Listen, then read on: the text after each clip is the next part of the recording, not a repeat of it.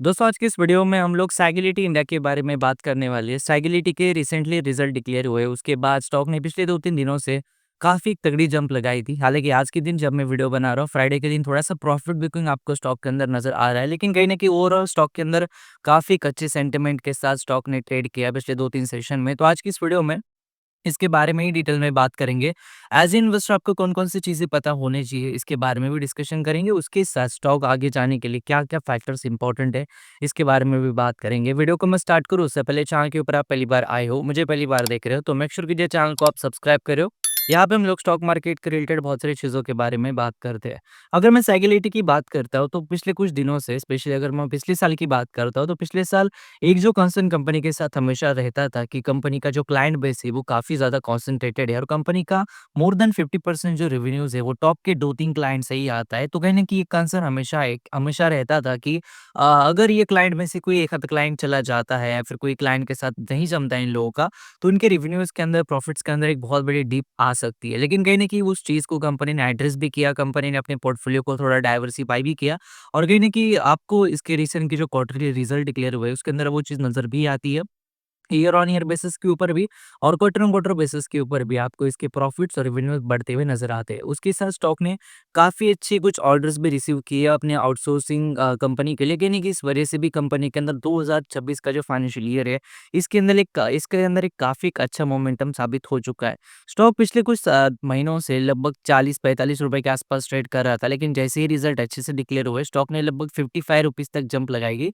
हालाँकि स्टॉक अभी थोड़ा-सा नीचे आ गया, थोड़ा-सा प्रॉफिट बुकिंग इसमें चल रहा है। लेकिन एक जो चीज़ जो आज इन्वेस्टर बहुत ज़्यादा लोग गलती कर सकते हैं या फिर मिसअंडरस्टूड कर सकते हैं कि लोगों को लग सकता है कि स्टॉक की प्राइस बहुत कम है, 40-45 रुपए का स्टॉक है, तो स्टॉक आगे जाने के लिए काफ़ी एक बड़ी स्कोप है। कहने की 40 का स्टॉक 4 अगर हो जाए, तो मेरे जो रिटर्न्स है वो 100-100 गुना हो सकते हैं। लेकिन ये गलती आप कभी भी मत करना, बिकॉज़ जिस लेवल के ऊपर स्टॉक है, स्टॉक जो अगर आप स्टॉक के डेट लेवल की बात करोगे या फिर स्टॉक के प्लेजिंग की बात करोगे, उस हिसाब से स्टॉक के वैल्यूएशन किए जाते हो। कहीं कि इस वजह से आपको स्टॉक जो है वो 50 रुपए के आसपास आज की डेट में दिख रहा है। दूसरी बात की जिस लेवल के ऊपर कंपनी ऑपरेट करती है, 500 करोड़, 1000 करोड़ का प्रॉफिट जब सिंगल हैंडेडली आता है तो बहुत अच्छा लगता है। लेकिन जो वो प्रॉफिट आता है वो अगर आगे आने वाले दिनों में मेंटेन नहीं हो पाता है या फिर उस एक्स्पोनेंशियल ग्रोथ को अगर अगर बहुत ही ज़्यादा एक्स्पोनेंशियल ग्रोथ हो जाए, तो कहीं न कहीं कई बार कंपनी जो है आगे जाने के क्वार्टर में आगे जाके क्वार्टर के अंदर एक अच्छा परफॉर्मेंस नहीं दे पाती।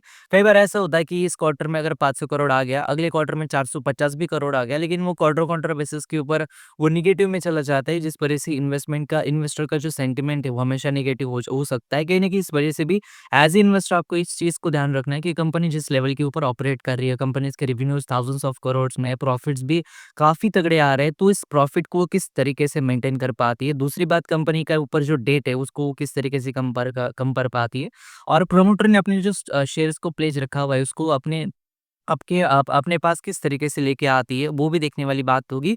जब भी प्लेजिंग होता है तो स्टॉक के अंदर मैंने हमेशा कहा है कि थोड़ा-सा सेलिंग प्रेशर रहता है कि जब भी स्टॉक थोड़ा नीचे लेवल के ऊपर जाता है, तो जिनके पास प्लेज रखा हुआ है वो नहीं चाहते कि जिन उनकी प्राइम प्राइस से वो स्टॉक नीचे चला जाए, फिर उनका नुकसान हो। इसलिए स्टॉक में कई बार सेलिंग प्रेशर भी रहता है, जिस वजह से स्टॉक जो आपको बहुत सारे महीनों से 40-45 रुपए के आसपास ट्रेड होता हुआ नज़र आ रहा था। लेकिन आने वाले दिनों में एक पॉजिटिव चीज़ ज़रूर हुई है, बिकॉज़ जिस तरीके से आउटसोर्सिंग का काम हुआ है, एनालिटिक्स डिपार्टमेंट में काम हुआ है, जिस तरीके से कंपनीज़ अपना इन्वेस्टमेंट कर रही है आउटसोर्सिंग के लिए, साइकिलिटी वाली कंपनीज़ हमेशा एक अच्छी पोज़ीशन पे रहेंगी जब तक ये सारी चीज़ें चल रही है। तो ये था आज का वीडियो। वीडियो को मैं एंड करूँ उससे पहले चैनल को सब्सक्राइब कर देना, वीडियो को लाइक कर देना। धन्यवाद दोस्तों ये वीडियो देखने के लिए। धन्यवाद।